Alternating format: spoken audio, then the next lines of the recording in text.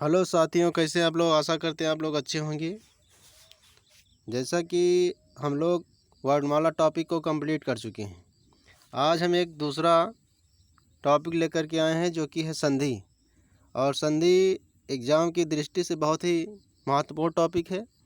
यहाँ से 1 से 2 क्वेश्चन ज़रूर ही बनते हैं एग्ज़ाम में।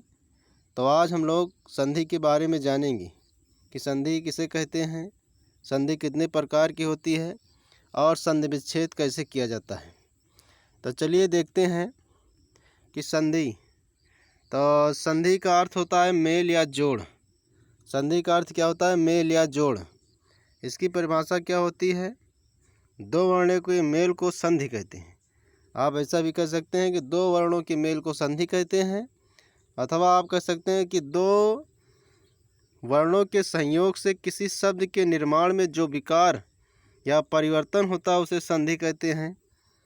जैसे कि यहाँ पर दिखाया गया है आपको कि भानुदय, भानु प्लस उदय यानी उ प्लस उ मिलकर के आपका क्या है, बड़ा उ बनाया है, यानी परिवर्तन किया है, भानुदय।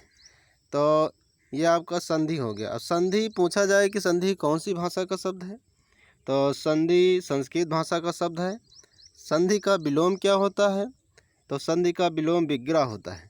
ये चीज़ें आपको ध्यान रखना है कि संधि का अर्थ मेल या जोड़ होता है।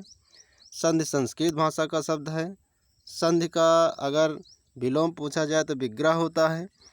और जो है आगे आपसे पूछा जाए कि संधि कितने प्रकार की होती है, तो संधि मुख्यतः जो होती है 3 प्रकार की होती है: स्वर संधि, व्यंजन संधि और विसर्ग संधि। अब स्वर संधि की बात की जाए तो स्वर संधि 5 प्रकार की होती है। लेकिन पहले जानेंगे कि स्वर संधि किसे कहते हैं। यानी दो स्वरों के मेल से जो विकार उत्पन्न होता है उसे हम स्वर संधि कहते हैं। जैसे वीरांगना, यानी वीरांगना का आपका यहाँ दिया गया है, देख लीजिए वीरांगना। तो वीर प्लस क्या है, आंगना दिया गया है, यानी आ प्लस आ मिलकर के बड़ा बनाया है। ठीक है, तो ये वीरांगना हो गया संधि विच्छेद। आगे देखेंगे कि व्यंजन संधि किसे कहते हैं। यदि किसी व्यंजन के आगे किसी स्वर या व्यंजन का मेल होने से व्यंजन में जो परिवर्तन होता है उसे हम जो है व्यंजन संधि कहते हैं। जैसे सदाचार, यानी सत प्लस आचार या सज्जन। ये पूछा जाता है कि सदाचार कौन सी संधि है, स्वर संधि है कि व्यंजन संधि है। तो सदाचार जो होता है आपका व्यंजन संधि है।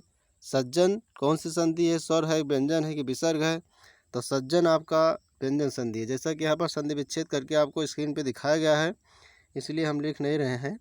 आगे देखेंगे विसर्ग संधि क्या है। यदि विसर्ग के बाद किसी स्वर या व्यंजन का मेल हो तो विसर्ग में जो विकार परिवर्तन होता है उसे ही हम कहते हैं विसर्ग संधि। जैसे दुशासन, दुह धन आपका शासन हो जाएगा। दुरुपयोग, दुह धन उपयोग हो जाएगा।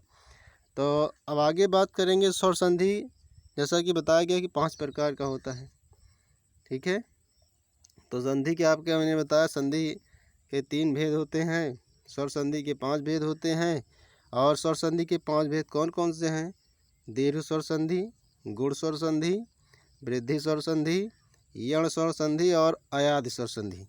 ये जो है आपके 5 प्रकार की स्वर संधि हैं। आगे देखेंगे जो है आपका दीर्घ स्वर संधि किसे कहते हैं। तो दीर्घ स्वर संधि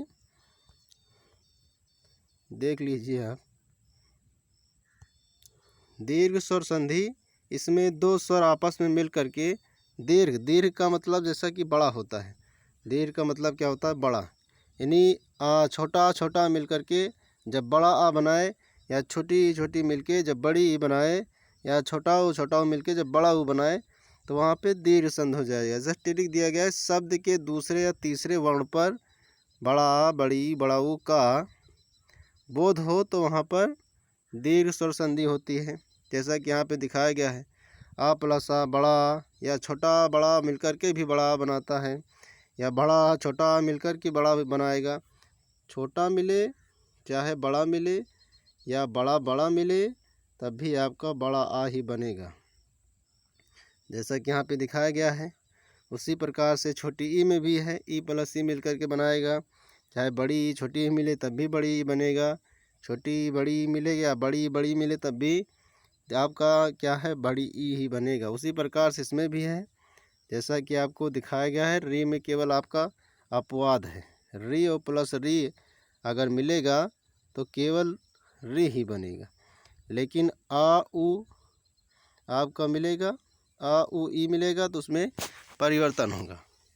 जैसा कि यहाँ पे पहला एग्जाम्पल आपका जो है दिखाया गया है, जो है कि स्वार्थी, स्वार्थी नहीं, अभी आ प्लस आ का करेंगे।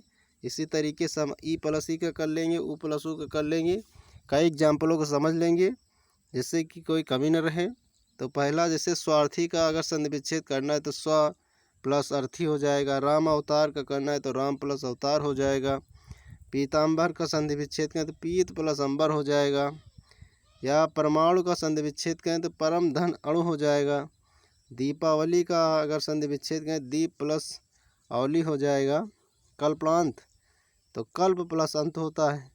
विकलांग का विकल्प प्लस अंग होगा। और उसके बाद भावार्थ का भाव प्लस अर्थ हो जाएगा, जैसा कि दिखाया गया है। संधि टॉपिक बहुत ही इम्पोर्टेंट टॉपिक है, यहाँ से ज़रूर क्वेश्चन बनते हैं। तो आप लोग इस क्लास को अवश्य देखिए। इसका आगे के जो एग्जाम्पल है नेक्स्ट वीडियो हम लोग करते हैं। जय हिंद, जय भारत।